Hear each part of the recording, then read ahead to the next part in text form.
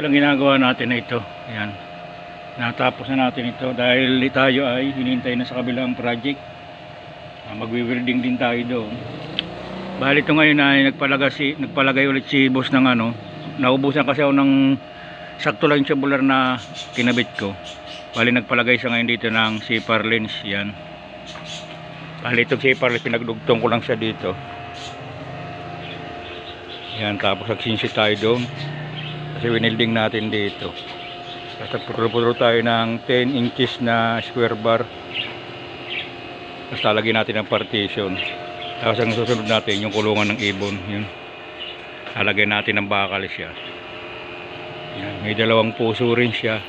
Tapos yung parang lalang hollow block ang inilagay natin.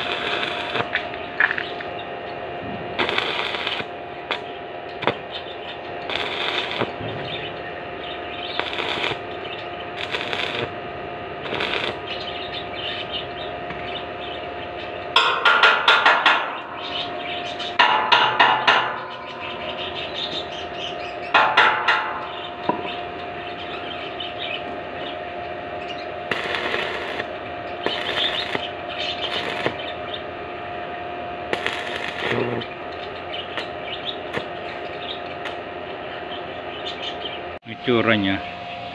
Bali yan ay nilugan ko siya ng level bar para magkakatapat sila. Tapos ginuguhitan ko. Ayan. Para sure tayo na magkakatapat sila. Bali ang partition yan ay 10 cm. Yung loob niya 10 cm. Ayan, pinag-partition ko lang siya. Dahil pag ahon dito, siyempre laging hahawak pag bababa para hindi bagat balas doon sa kabila. Matibay naman to. Gawin natin. Nakalubog yun doon sa flooring. Kasi lagyan natin ng bakal na nakaganon para nakahinang din siya. Kahit siya alugin, hindi siya maalog. Ginagawa natin kulungan yan. Nahinangan ko na siya. Yung mga tira-tirang bakal lang ikinabit natin. Kasi gawa tayo ng panaran niya. Ayan.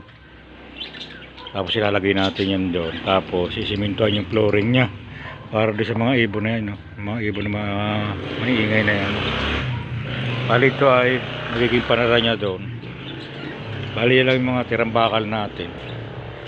Pinagdugtong-dugtong lang natin dito para walang sayang na bakal. Lahat ay magagamit natin yan. Umpisa natin to.